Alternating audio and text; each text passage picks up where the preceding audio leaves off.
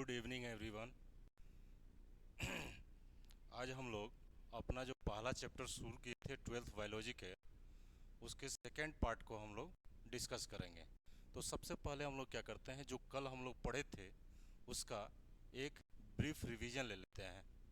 ठीक है, कल हम लोग स्टडी किए थे, सबसे शुरुआत हम लोग किए थे हमारा चैप्टर, जैसा कि हम लोग पहला चैप्टर पढ़ रहे हैं, अध्याय 1 है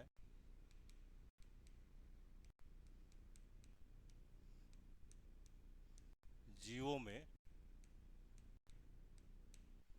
जनन।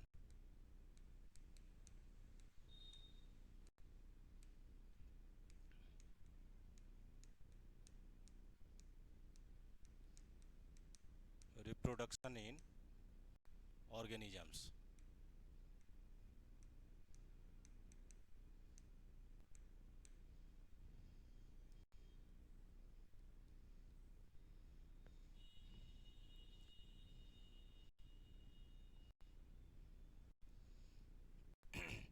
तो कल हम लोग इस चैप्टर की शुरुआत किए थे। सबसे पहले हम लोग बात किए थे जीवन अवधि के बारे में। सबसे पहले बात किए थे हम लोग जीवन अवधि।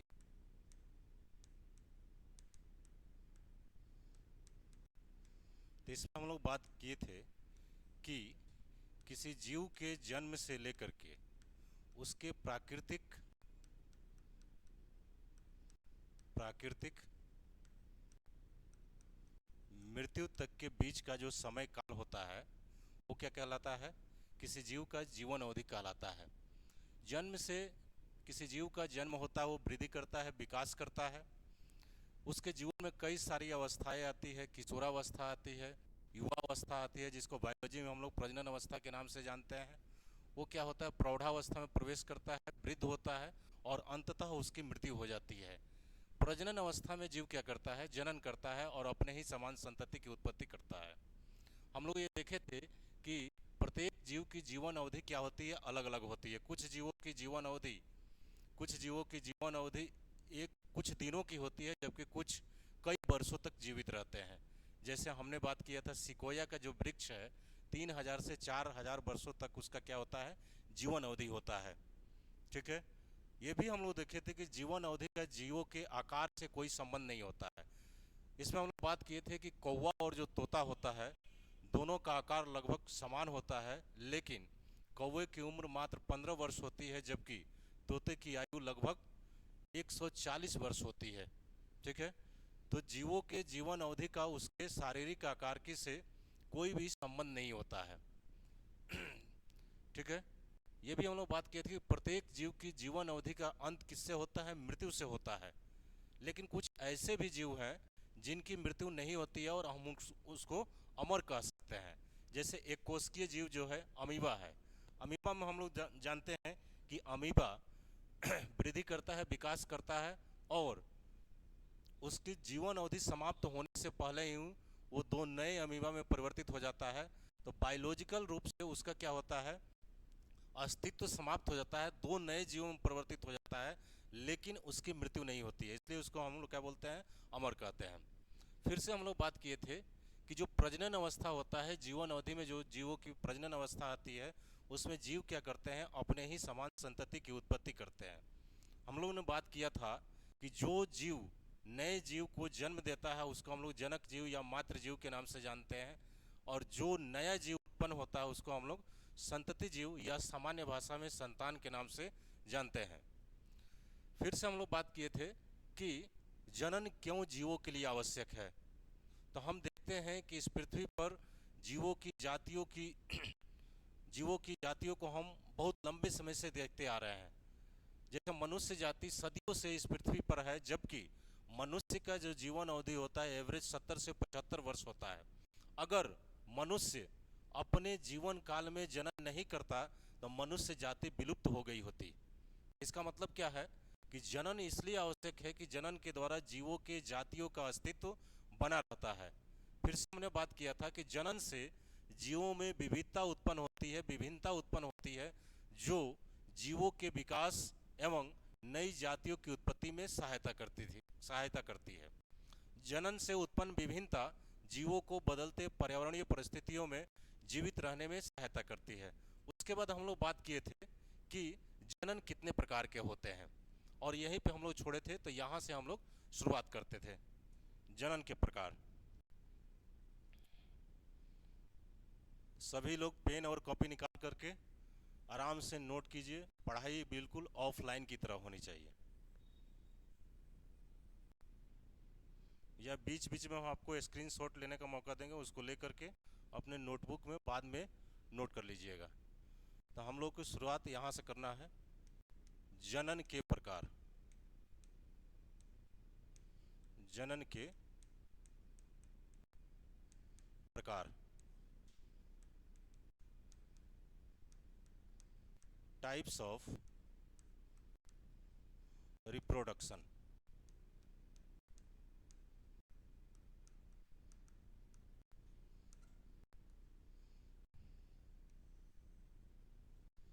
तो हम इसमें बात किए थे कि जनन 3 प्रकार के होते हैं। जनन 3 प्रकार का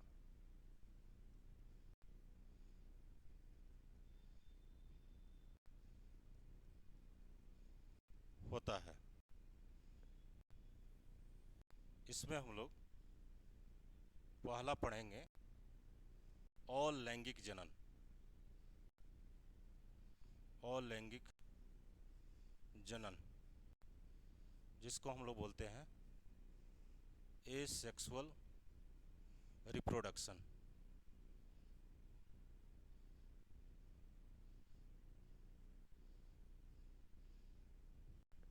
जनन की जो दूसरी विधि है, इसको बोलते हैं कायिक जनन।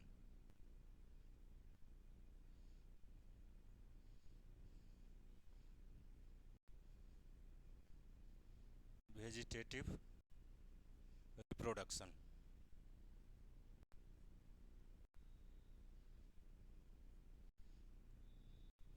Vegetative reproduction. तीसरी जो विधि है, इसको हम लोग लैंगिक जनन के नाम से जानते हैं। लैंगिक जनन, सेक्सुअल रिप्रोडक्शन। सेक्सुअल रिप्रोडक्शन, ठीक है। तो सबसे पहले हम लोग इसका बात करते हैं, ठीक है। तो सबको हेडिंग दीजिए अलैंगिक जनन। सबसे पहले हम लोग अलैंगिक जनन का बात करेंगे, ठीक है। स्क्रीनशॉट लेना है तो ले सकते हैं, वैसे हम लोग कल इसको लिख चुके थे।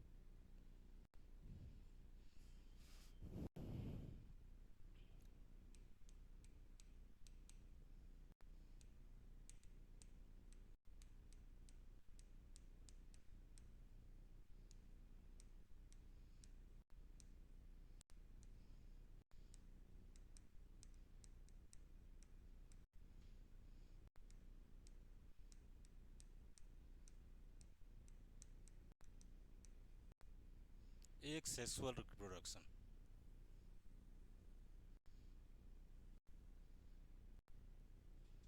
इसके बारे में हम लोग बात करेंगे।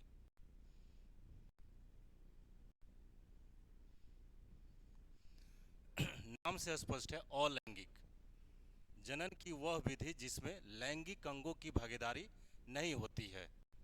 कहने का मतलब ये है कि जनन की ये ऐसी विधि है जिसमें नर या मादा कोई भी हो, उससे क्या होता है, नए जीव की उत्पत्ति होती है, ठीक है।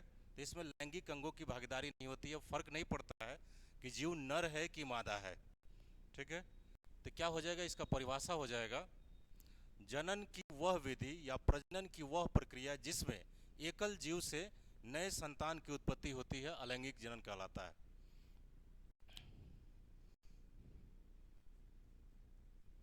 प्रजनन की वह विधि, प्रजनन की वह विधि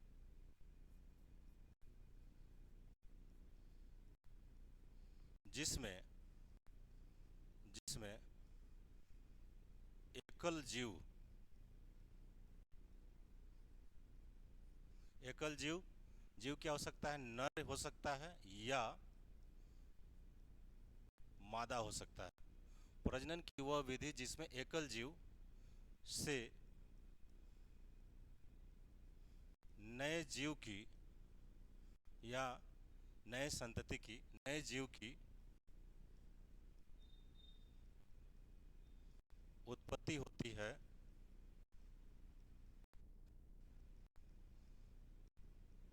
और अलैंगिक जनन कहलाता है। अलैंगिक जनन कहलाता है।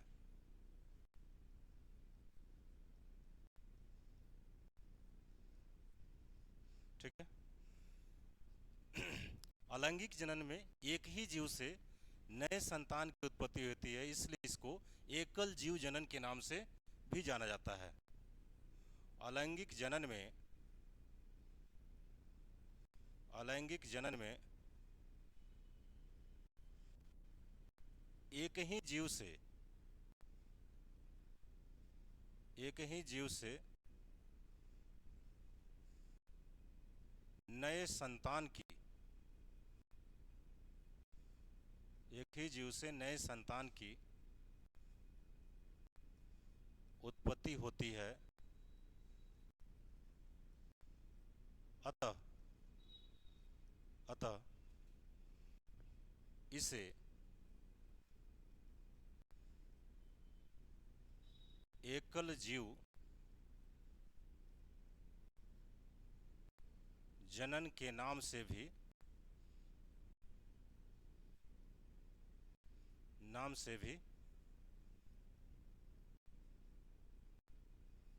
जाना जाता है। एकल जीव जनन के नाम से भी जाना जाता है। ठीक है। अब देखिए, ये जो जनन है, अलैंगिक जनन हो, ये क्या होता है, सामान्यतः एक कोशिकीय जीवों या निम्न कोटि के जीवों, निम्न श्रेणी के जीवों में होता है। जैसे क्या हो गए, शैवाल हो गए, कवक हो गए, इन सब में होता है। ठीक है।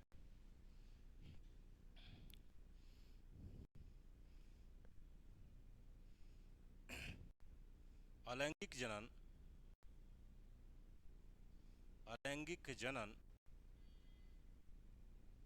प्रायः एक कोशिकीय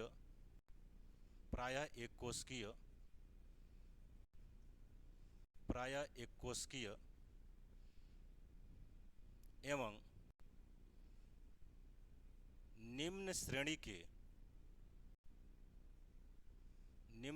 के पादपों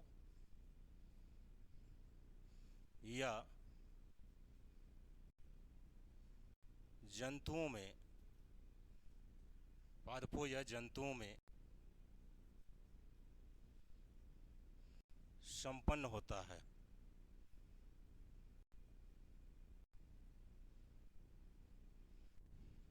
ठीक है। आप लोग इसका स्क्रीनशॉट कर लीजिए। तो हम लोग इस स्लाइड में देखें कि अलैंगिक जनन क्या है। अलैंगिक जनन क्या है, प्रजनन की वह विधि जिसमें एकल जीव, वो जीव क्या हो सकता है, नर या मादा से नए जीव की उत्पत्ति होती है, अलैंगिक जनन कहलाता है।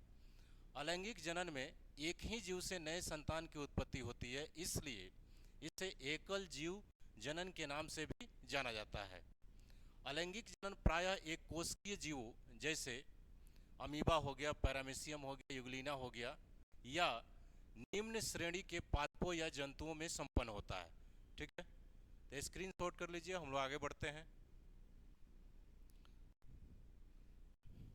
अलैंगिक जनन से जो उत्पन्न संतति होती है वो आनुवांशिकी और बाह्य आकार की से क्या होती है, अपने जनक जीव के समान होती है, इसलिए इसको क्लोन के नाम से भी जाना जाता है। और लैंगिक जनन से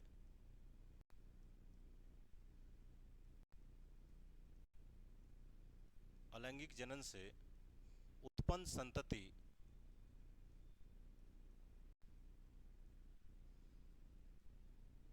अलैंगिक जनन से उत्पन्न संतति बाह्य आकार की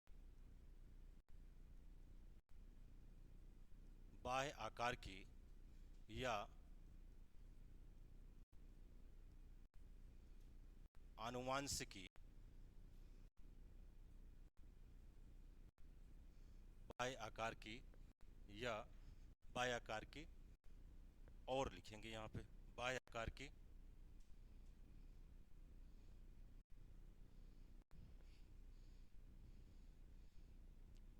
एवं अलैंगिक जनन से उत्पन्न संतति बाह्य आकार की एवं आनुवांशिकी में अपने जनक जीव के समान होता है।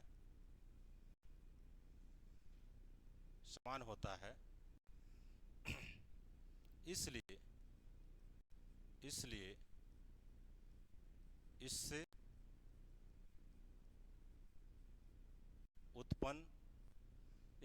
इससे उत्पन्न संतति को एकल पुंजक क्लोन को हिंदी में एकल पुंजक के नाम से जाना जाता है। एकल पुंजक, इसलिए इससे उत्पन्न संतति को एकल पुंजक कहा जाता है।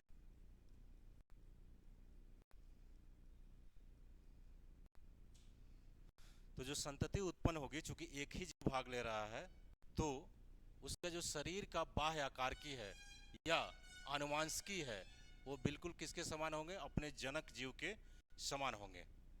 ठीक है। अब हम लोग देखते हैं कि अलैंगिक जनन कितने प्रकार के होते हैं। तो हेडिंग देंगे हम लोग अलैंगिक जनन के प्रकार।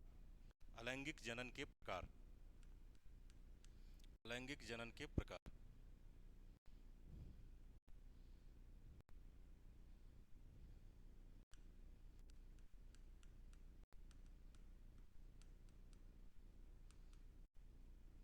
अलैंगिक जनन के प्रकार। Types of asexual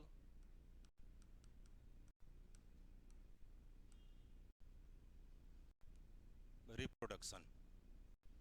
types of asexual reproduction।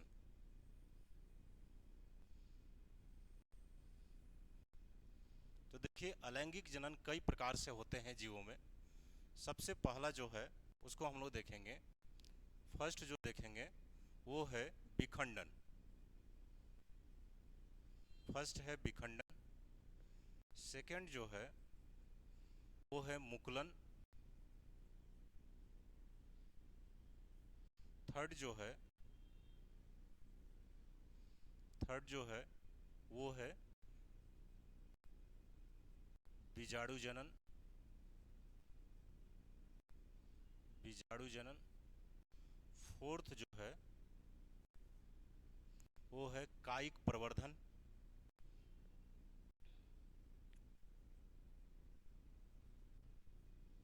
कायिक प्रवर्धन नहीं, इसको हम लोग अलग से देखेंगे। फोर्थ जो है पुनरुद्भवन। देखिए, फोर्थ है पुनरुद्भवन।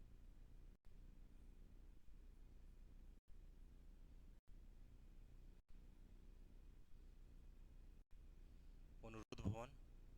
और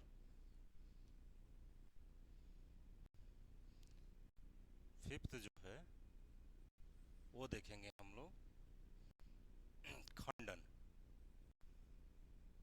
खंडन को खंडी भवन के नाम से भी जाना जाता है। आप इसका एक स्क्रीनशॉट लीजिए, आगे बढ़ेंगे। इसके बाद हम इनके बारे में एक एक करके चर्चा करेंगे। सबसे पहले हम लोग देखेंगे विखंडन। तो चलिए अपने नोटबुक में हेडिंग लगाइए, विखंडन। फर्स्ट जो है वो है विखंडन। अंग्रेजी में इसको फिजन के नाम से जाना जाता है। फिजन। तो ये क्या, अलैंगिक जनन का क्या है? एक प्रकार है। हम कह सकते हैं अलैंगिक जनन की ये एक विधि है। विखंडन में क्या होता है, नाम से स्पष्ट है कि खंडन होता है इसमें, मतलब किसी जीव के किसी अंश का क्या होता है, टूटना होता है। विखंडन क्या है, अलैंगिक जनन की वह विधि जिसमें कोई जीव दो या दो से अधिक भागों में टूट जाता है और प्रत्येक भाग विकसित होकर के नए जीव का निर्माण करता है। तो लिखते हैं अलैंगिक जनन की वह विधि, अलैंगिक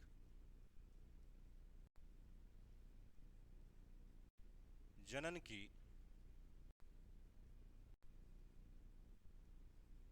वह विधि, अलैंगिक जनन की वह विधि जिसमें जिसमें जिसमें कोई जीव जिसमें कोई जीव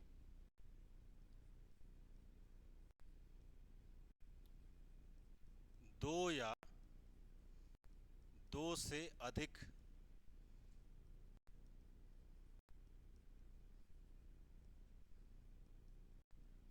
भागों में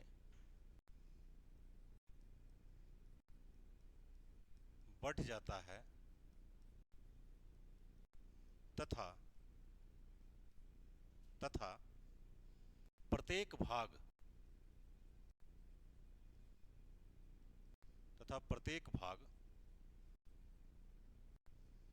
विकसित होकर प्रत्येक भाग विकसित होकर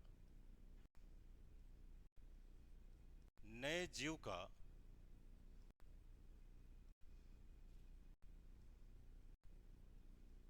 निर्माण करता है, नए जीव का निर्माण करता है।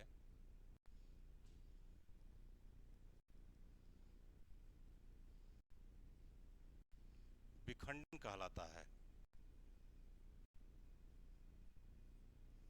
विखंडन कहलाता है। ठीक है, तो अलैंगिक जनन की वह विधि जिसमें कोई जीव दो या दो से अधिक भागों में बट जाता है तथा प्रत्येक भाग विकसित होकर नए जीव का निर्माण करता है, विखंडन कहलाता है। तो जीव क्या हो सकता है, या तो दो भागों में बट जाए या दो से अधिक भागों में बट जाए। इस आधार पर जो विखंडन है दो प्रकार का होता है। ठीक है, तो विखंडन कितने प्रकार का होता है, दो प्रकार का। विखंडन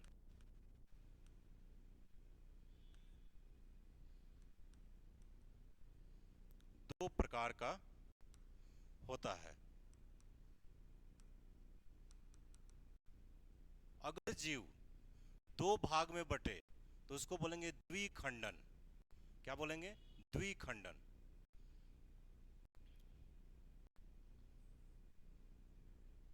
नंबरिंग चेंज कर देते हैं, इसमें ए कर देते हैं, तो ए हो जाएगा द्विखंडन और बी हो जाएगा बहुखंडन। बहुखंडन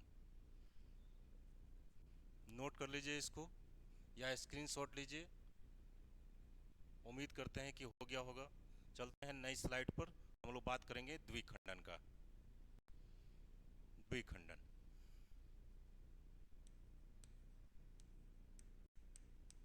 द्विखंडन बाइनरी फिजन। बाइनरी मतलब क्या होता है, दो होता है। द्वि मतलब क्या होता है, दो। ठीक है, तो ये क्या है, विखंडन की वह विधि जिसमें कोई जीव दो भागों में विभक्त हो जाए और प्रत्येक भाग विकसित होकर के नए जीव का निर्माण करे, क्या कहलाएगा, द्विखंडन। विखंडन की वह विधि, विखंडन की वह विधि जिसमें जिसमें विखंडन की वह विधि जिसमें जनक जीव दो भागों में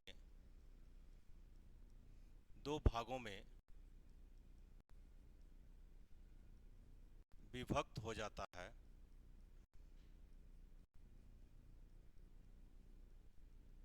तथा प्रत्येक भाग प्रत्येक भाग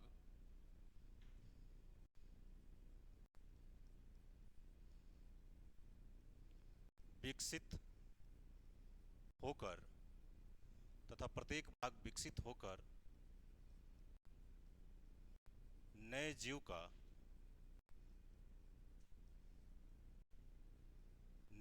का निर्माण करता है प्रत्येक भाग विकसित होकर नए जीव का निर्माण करता है। द्विखंडन द्विखंडन कहलाता है।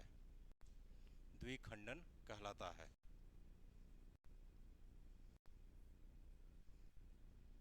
द्विखंडन कहलाता है।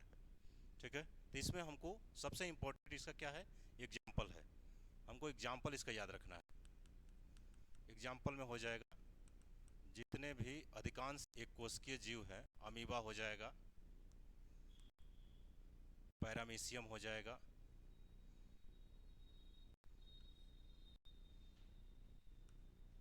Euglena, etc. ठीक है, ये आप पहले भी पढ़ के आए हैं। ठीक है, तो इस पे हम लोग को टाइम बहुत लगाने की आवश्यकता नहीं है। हम लोग क्विक इसको बहुत जल्दी जल्दी करते हुए आगे बढ़ेंगे। तो अमीबा में क्या होता है, द्विखंडन होता है। पैरामीशियम में क्या होता है, द्विखंडन होता है। कोई अमीबा जब पूर्ण रूप से विकसित हो जाता है तो वो दो भागों में बट जाता है और प्रत्येक भाग विकसित होकर के एक नए अमीबा का निर्माण करते हैं। मतलब एक अमीबा से दो नए अमीबा का क्या हो जाता है, निर्माण होता है। ठीक वैसे ही पैरामीशियम में भी होता है, यूग्लिना में भी होता है। ठीक है, अब हम बात करेंगे दूसरा जो प्रकार देखे थे, जिसको हम लोग किस नाम से जानते हैं, बहुखंडन। बहुखंडन बहुखंडन इसको मल्टीपल फ्यूजन के नाम से जाना जाता है। मल्टीपल फ्यूजन विखंडन की वह विधि जिसमें जनक जीव दो से अधिक भागों में विभक्त हो जाता है तथा प्रत्येक भाग विकसित होकर के नए जीव का निर्माण करता है, क्या कहलाता है, बहुखंडन कहलाता है। ठीक है, आप स्क्रीनशॉट ले लीजिए।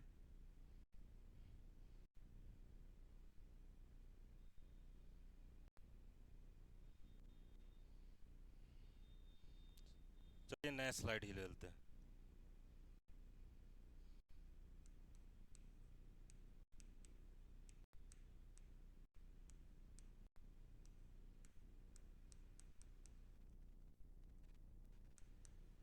मल्टीपल फ्यूजन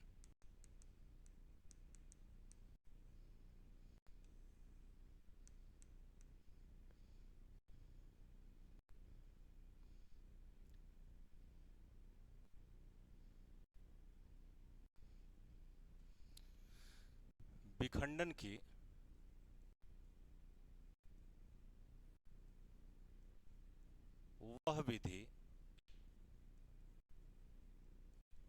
की वह विधि जिसमें जिसमें जनक जीव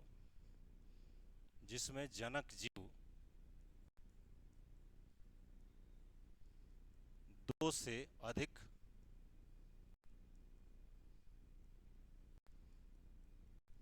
भागों में विभक्त हो जाता है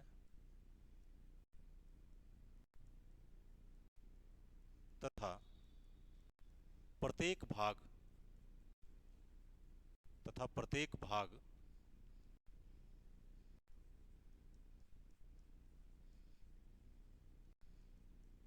प्रत्येक भाग विकसित होकर नए जीव का निर्माण करता है। नए जीव का निर्माण करता है। बहुखंडन बहुखंडन कहलाता है।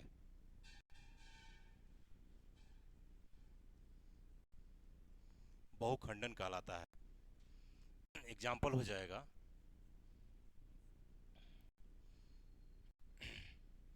मलेरिया परजीवी प्लाज्मोडियम। मलेरिया परजीवी प्लाज्मोडियम। प्लाज्मोडियम एक प्रोटोजोआ है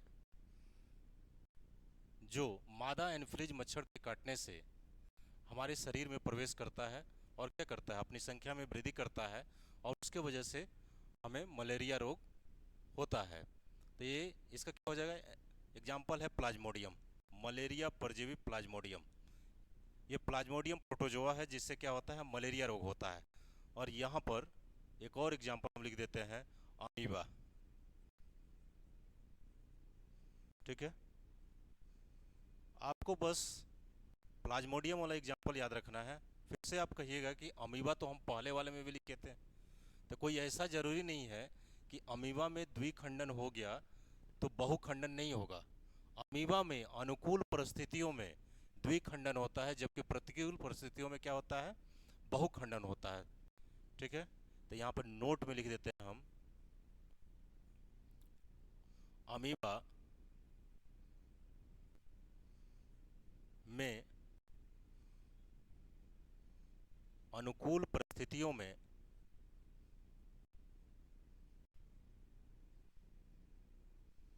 अनुकूल परिस्थितियों में द्विखंडन होता है,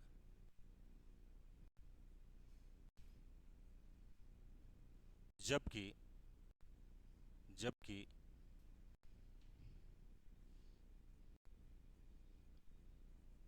प्रतिकूल परिस्थितियों में जबकि प्रतिकूल परिस्थितियों में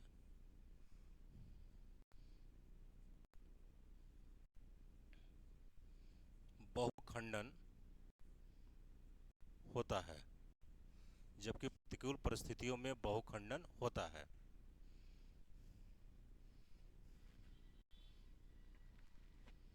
तो अमीबा में द्विखंडन और बहुखंडन दोनों हो सकता है। ठीक है, आप इसका स्क्रीनशॉट लीजिए। आगे बढ़ते हैं हम लोग।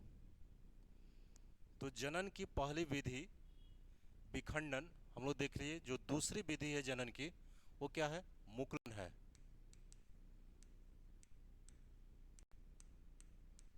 मुकुलन, जिसको हम लोग अंग्रेजी में बडिंग के नाम से जानते हैं।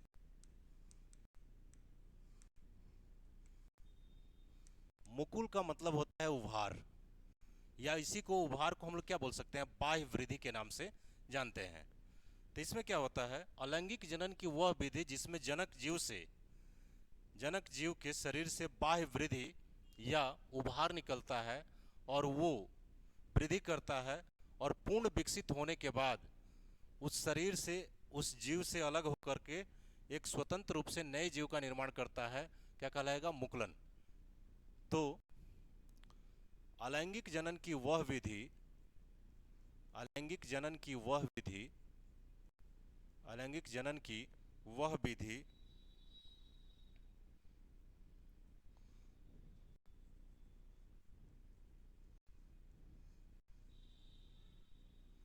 जिसमें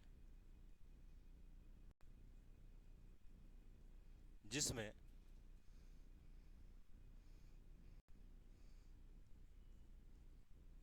जनक जीव के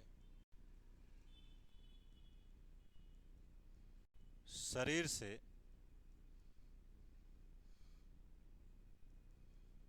बाह्य वृद्धि जनक जीव के शरीर से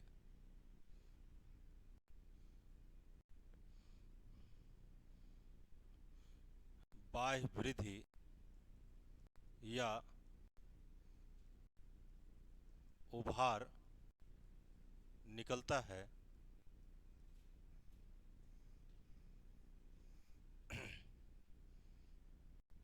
जिसे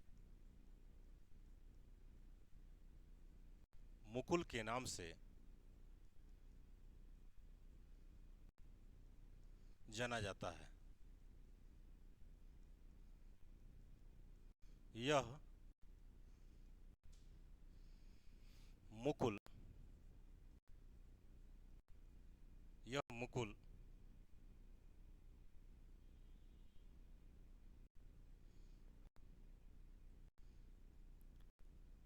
यह मुकुल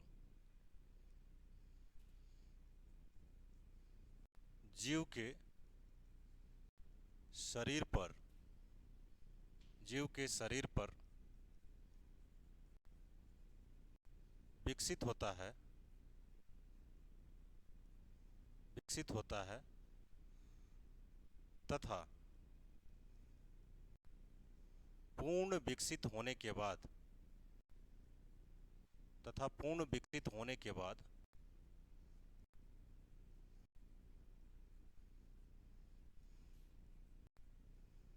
जनक जीव के शरीर से पृथक होकर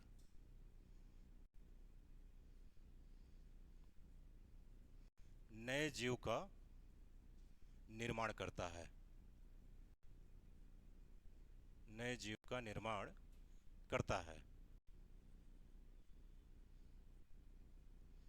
नए जीव का निर्माण करता है इस क्रिया को ही मुकुलन कहा जाता है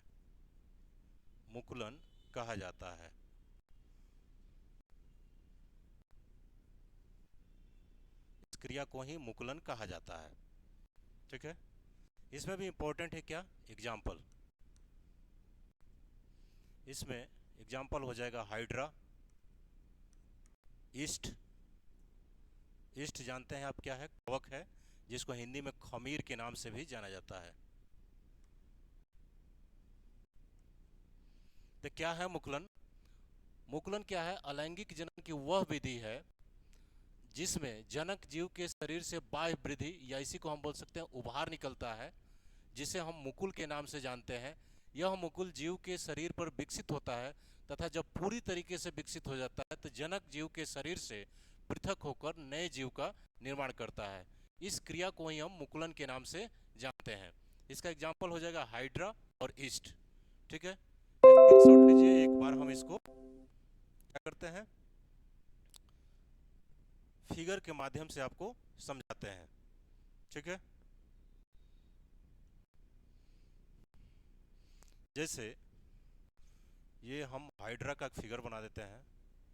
ये हाइड्रा जो होता है इसके शरीर पर बहुत सारे टेंटिकल्स पाए जाते हैं। ठीक है, जिसको हम लोग संस्पर्शक के नाम से जानते हैं। होता क्या है कि जब इसके शरीर से क्या होती है, एक बाह्य वृद्धि निकलती है। इसके शरीर से बाह्य वृद्धि निकलती है।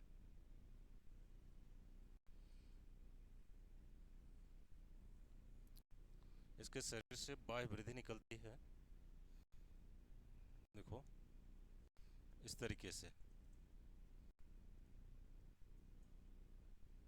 और ये क्या होता है, धीरे धीरे विकसित होता है।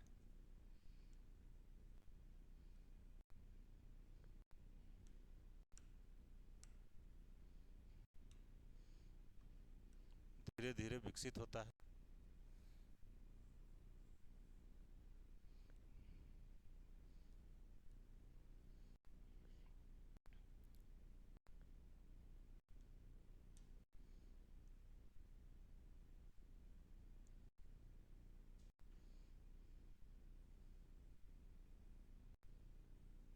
जब ये पूर्ण रूप से विकसित हो जाएगा तो ये क्या हो जाता है, यहाँ से अलग हो जाएगा। पूर्ण रूप से जब विकसित हो जाएगा तो यहाँ से क्या हो जाएगा, अलग हो जाएगा। यहाँ से अलग हो जाएगा और क्या कर देगा, नए हाइड्रा का निर्माण कर देगा। नए हाइड्रा का निर्माण कर देगा। तो देखो क्या हो जाएगा, पूर्ण रूप से विकसित होने के बाद इसके शरीर से पृथक हो गया और नए हाइड्रा का क्या कर दिया, निर्माण कर दिया। तो ये क्या हो गया, संतति जीव हो गया। ये है संतति जीव, मतलब नया उत्पन्न होने वाला जीव। और ये जो यहाँ पे उभार दिखाई दे रहा है इसको हम लोग मुकुल के नाम से जानते हैं, मुकुल, इसको अंग्रेजी में बर्ड के नाम से जाना जाता है। ठीक है, और ये क्या है, जनक जीव है। इसी को हम लोग बोलते हैं मुकुलन। तो हम लोग क्या देखे थे, मुकुलन क्या होता है, अलैंगिक जनन की वह विधि है जिसमें जनक जीव से एक बाह्य उभार या बाह्य वृद्धि होती है, जिसको हम मुकुल के नाम से जानते हैं। और ये मुकुल जीव के शरीर पर ही क्या करता है, विकसित होता है। और जब पूरी तरीके से विकसित हो जाता है तो इसके शरीर से अलग होकर के नए जीव का निर्माण करता है। तो इस पूरी प्रक्रिया को हम लोग मुकुलन के नाम से जानते हैं। आप लोग नोट कर लें, या समझने के लिए था, स्क्रीनशॉट लें। आपको बनाने का मन होगा तो इसको आप बना सकते हैं। ठीक है, अब हम लोग आगे बढ़ते हैं और बात करते हैं जो तीसरी विधि हम लोग देखे थे। जैसे तीसरी विधि हम लोग जनन में हम लोग कौन सा प्रकार देखे थे, तीसरी विधि जो है बीजाणु जनन है। ठीक है, तीसरी जो है बीजाणु जनन है।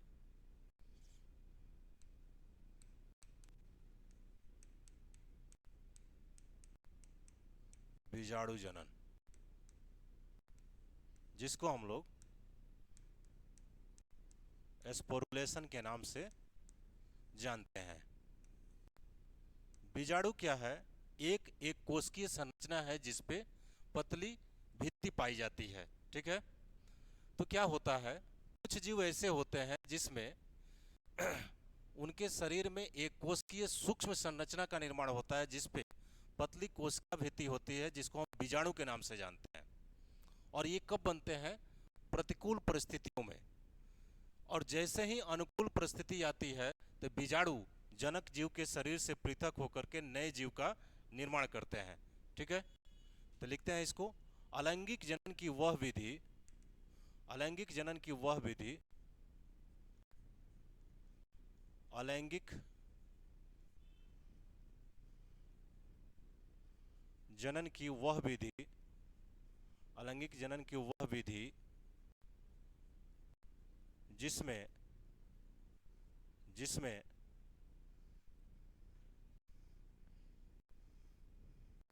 जिसमें कुछ जीवों में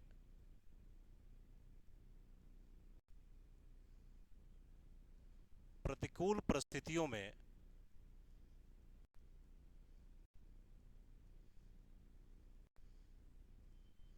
प्रतिकूल परिस्थितियों में एक कोशिकीय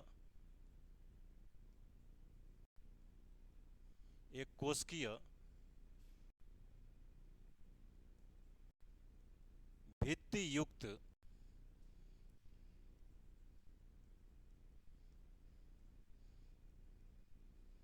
संरचना, एक कोशिकीय भित्ति युक्त संरचना का निर्माण होता है,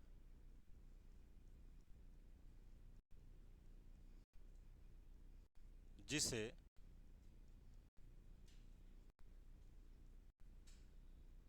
बीजाणु कहा जाता है, जिसे बीजाणु कहा जाता है। यह बीजाणु यह बीजाणु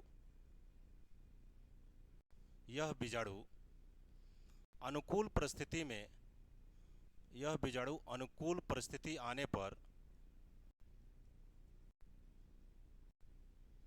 यह बीजाणु अनुकूल परिस्थिति आने पर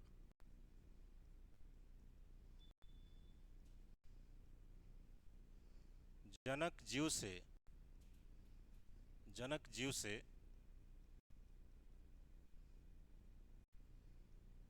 पृथक होकर नए जीव का निर्माण करता है, नए जीव का निर्माण करता है। इस प्रक्रिया को ही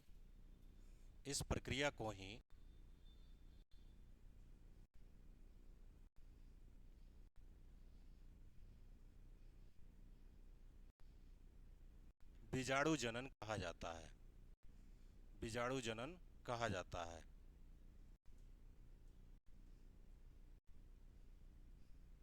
ठीक है, क्या है बीजाणु जनन? अलैंगिक जनन की वह विधि जिसमें कुछ जीवों में, यहां पर कुछ जीवों में कुछ जीवों में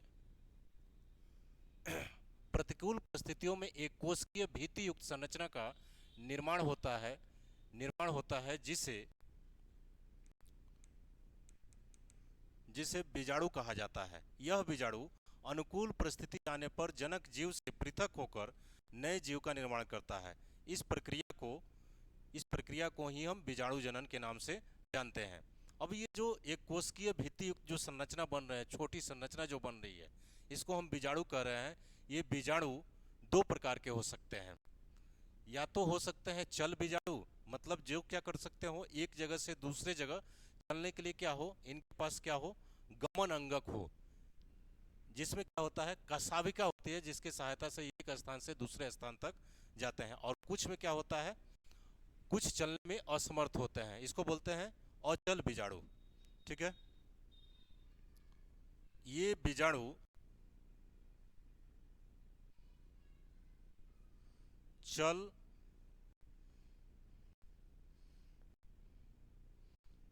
या अचल हो सकते हैं। ये बीजाणु चल या अचल हो सकते हैं। इसका एग्जाम्पल हो जाएगा क्लेमाइडोमोनास।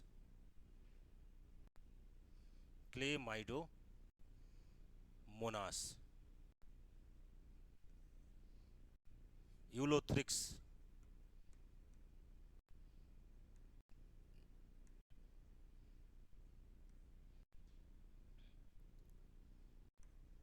तो जो क्लेमाइडोमोनास में जो बीजाणु होता है वो चल होता है, मतलब किसी माध्यम में, पानी में या वायु में एक जगह से दूसरे जगह वो जा सकता है। यूलोथ्रिक्स जो होता है वो अचल होता है, वो एक जगह से दूसरे जगह नहीं जा सकता है। तो इसको नोट कीजिए। फिर हम लोग चौथी विधि की तरफ बढ़ते हैं।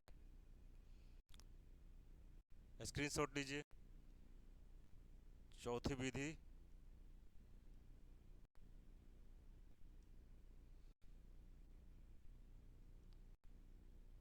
चौथी विधि हम लोग का है पुनरुद्ध भवन। ठीक है, चौथी जो है विधि पुनरुद्ध भवन। नंबरिंग सही कर लीजिएगा, रोमन में कर लीजिएगा अगर कहीं गड़बड़ हुआ हो तो।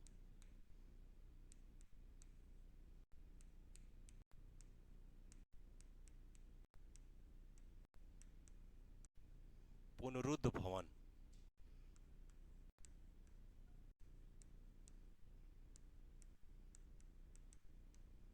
रीजनरेशन।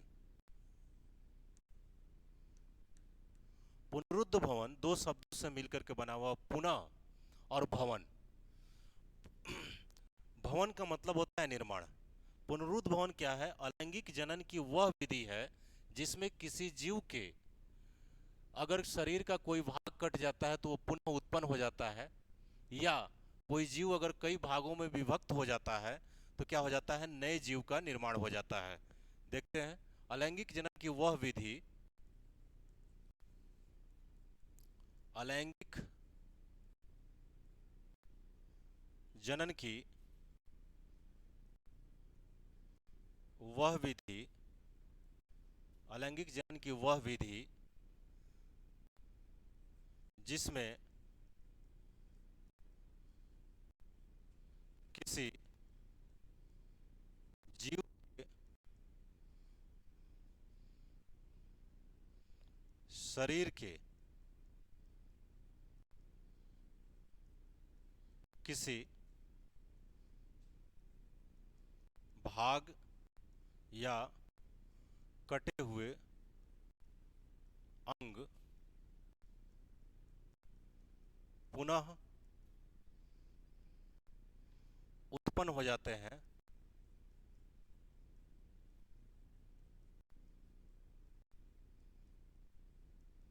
अथवा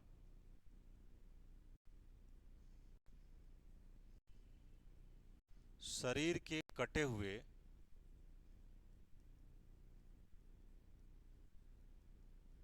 भाग से नए जीव का नए जीव का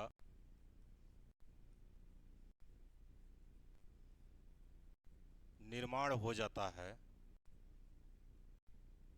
नए जीव का निर्माण हो जाता है, पुनरुद्ध भवन कहलाता है।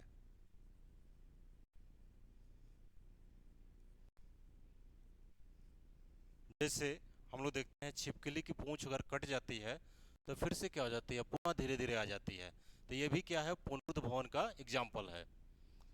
या हम लोग अगर बात करेंगे कि मनुष्य के शरीर में, जैसे हमारे शरीर में एक अंग होता है लीवर, जिसको हम लोग यकृत के नाम से जानते हैं। हमारे शरीर का सबसे ज्यादा कार्य करने वाला क्या है, अंग है।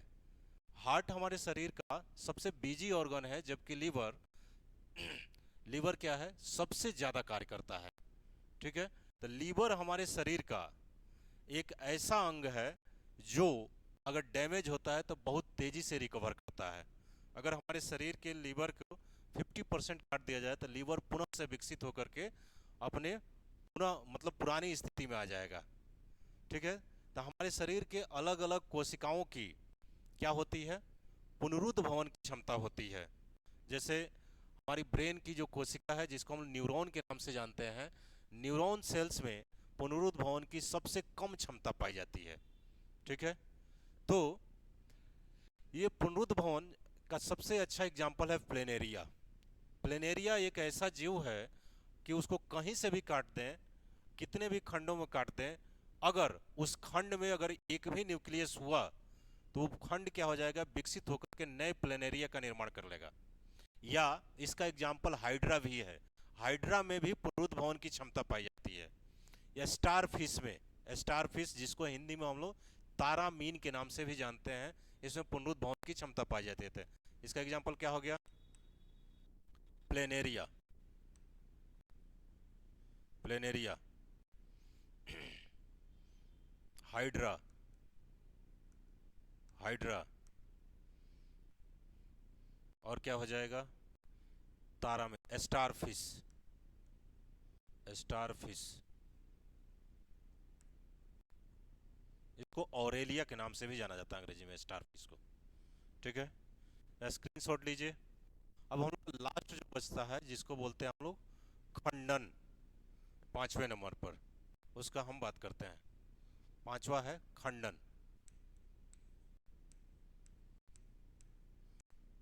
खंडन को खंडी भवन भी लिखा रहता है किताब में। इसको बोलते हैं फ्रेगमेंटेशन। इस नाम से जानते हैं, तो फ्रेगमेंटेशन के नाम से जानते हैं। इसका क्या होता है, ये फ्रेगमेंटेशन अलैंगिक जनन की वह विधि है जिसमें कोई जीव किसी जीव का या तो प्राकृतिक कारणों से या आंतरिक कारणों से उसका शरीर अगर कई भागों में विभक्त हो जाए तो प्रत्येक भाग विभक्त होकर के नए जीव का निर्माण करता है, जैसे स्पाइरोगाइरा में होता है। तो क्या है, अलैंगिक जनन की वह विधि, अलैंगिक जनन की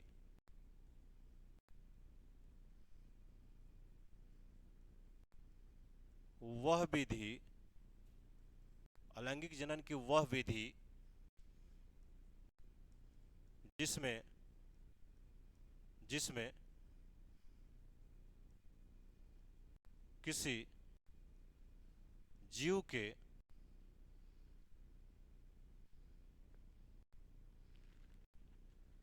जिसमें किसी जीव के यांत्रिक या प्राकृतिक कारणों से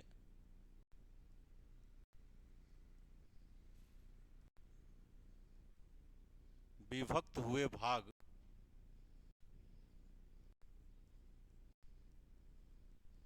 विभक्त हुए भाग नए जीव का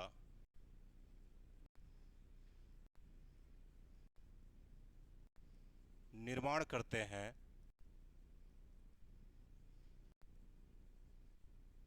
खंडन कहलाता है। खंडन कहलाता है। देखिए, ये अलैंगिक जनन की वह विधि है जिसमें कोई जीव जो है उस क्या हो जाए, यांत्रिक हो या प्राकृतिक कारण हो। प्राकृतिक कारण का मतलब क्या हो सकता है, जैसे मान लीजिए कोई जलीय जीव है जो क्या होता है, जल में होता है, उसमें पानी की तेज धारा बह रही है, और पानी की तेज धारा के वजह से उसका शरीर कई भागों में क्या हो गया, विभक्त हो गया, और प्रत्येक भाग विभक्त होकर के नए जीव का निर्माण कर दिया, तो क्या हो जाएगा, वो खंडन हो जाएगा। या मान लीजिए यांत्रिक कारण क्या हो गया, मान लीजिए कोई जीव जो है किसी रास्ते से जा रहा है, और उसका जो शरीर है या पैर जो है उसके शरीर पर पड़ गया, उसके वजह से क्या हो गया, उस जीव के कई खंड हो गए, तो क्या हो जाएगा, फिर से वो सभी खंड क्या होकर के विकसित होकर के नए जीव का निर्माण कर देंगे। इसी को हम लोग खंडन के नाम से जानते हैं। ठीक है, इसका क्या एग्जाम्पल हो जाएगा, एस्पाइरोगाइरा हो जाएगा। इसका एग्जाम्पल हो जाएगा एस्पाइरोगाइरा। एस्पाइरोगाइरा क्या है, एक कवक है। या इसी का एग्जाम्पल हो जाएगा मार्केंसिया रिक्सिया। एग्जाम्पल लिख लेंगे,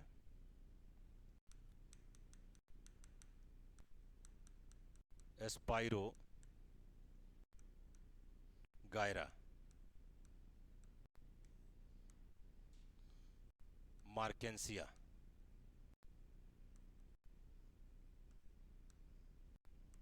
रिक्सिया, ये सब ब्रायोफाइट्स हैं। तो अलैंगिक जनन हम 5 प्रकार के देखे, और भी होते हैं। जैसे अलैंगिक जनन की एक विधि और होती है जिसको बोलते हैं कलिका निर्माण। तो वो इतनी विधि कॉमन नहीं है, बहुत कम जीवों में पाई जाती है। ये सभी जो विधि हम लोग देखे, इसमें सब में एग्जाम्पल हम देखे कि कोई भी विकसित या उच्च श्रेणी का जीव नहीं है, या तो एक कोशिकीय जीव थे या बहुकोशिकीय श्रेणी के जीव थे। जैसे यहाँ पे देखे कवक जो है, कवक क्या है, बहुकोशिकीय जीव है, मतलब इसमें एक से अधिक कोशिकाएं तो है, लेकिन निम्न श्रेणी का जीव है, निम्न कोटि का जीव है। तो जितने भी एग्जाम्पल हम लोग देखे सब में क्या है, निम्न कोटि के जीव है। ठीक है, तो अलैंगिक जनन जो था ये कंप्लीट हुआ। नेक्स्ट क्लास में हम लोग देखेंगे कि अलैंगिक जनन के लाभ क्या हैं, और तो हम हेडिंग देते हैं कि अगले क्लास में हमको याद है और आपको भी कि आपको पढ़ के आना है ताकि अच्छे तरीके से समझ में आए। तो हम लोग अलैंगिक जनन के लाभ या अलैंगिक जनन के विशेषताओं के बारे में बात करेंगे।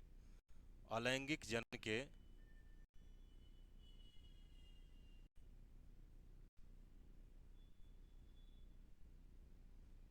लाभ या इसी को हम लोग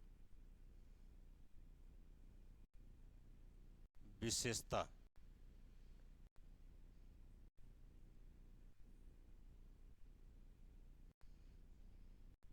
इसके बारे में हम लोग बात करेंगे। तो एक बार हम लोग क्या करते हैं, शुरू से देख लेते हैं। अगर कहीं आपका पार्ट छूटा हुआ भी हो तो आप स्क्रीनशॉट कर लेंगे। शुरू से हम लोग देख लेते हैं कि आज हम लोग क्या पढ़े।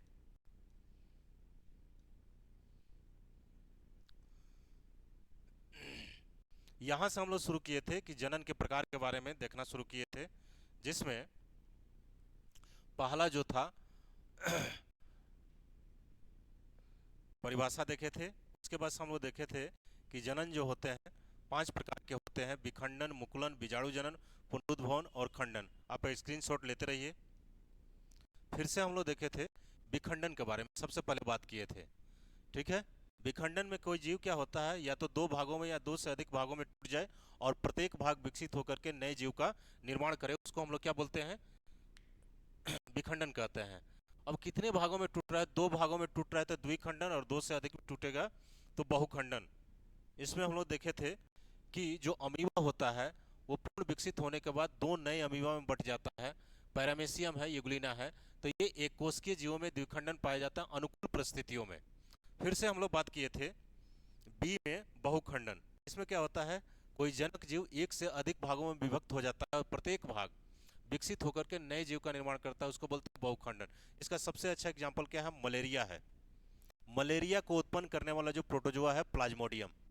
या अमीबा में भी क्या होता है, प्रतिकूल परिस्थितियों में बहुखंडन होता है, लेकिन अनुकूल परिस्थितियों में अमीबा में क्या होता है, द्विखंडन होता है।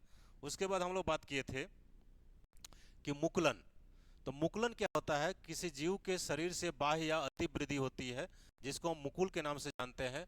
और ये मुकुल विकसित होता है उसके शरीर पर और पूर्ण विकसित होने के बाद उसके शरीर से अलग हो जाता है, और इसी क्रिया को हम मुकुलन के नाम से जानते हैं। यहाँ पे नंबरिंग हम लोग का थोड़ा सा गड़बड़ हुआ है, आप लोग इसको सुधार लीजिएगा। जैसे इसको हम लोग 2 नंबर दिए थे, इसको क्या दिए थे, 2 नंबर दिए थे, रोमन में किए थे। तो ये सब छोटी मोटी बातें हैं, आप लोग इसको सही कर लीजिएगा, आप लोग बाकी इतने समझदार हैं। उसके बाद से हम लोग ये दिखाए थे आपको कि हाइड्रा में किस तरीके से होता है।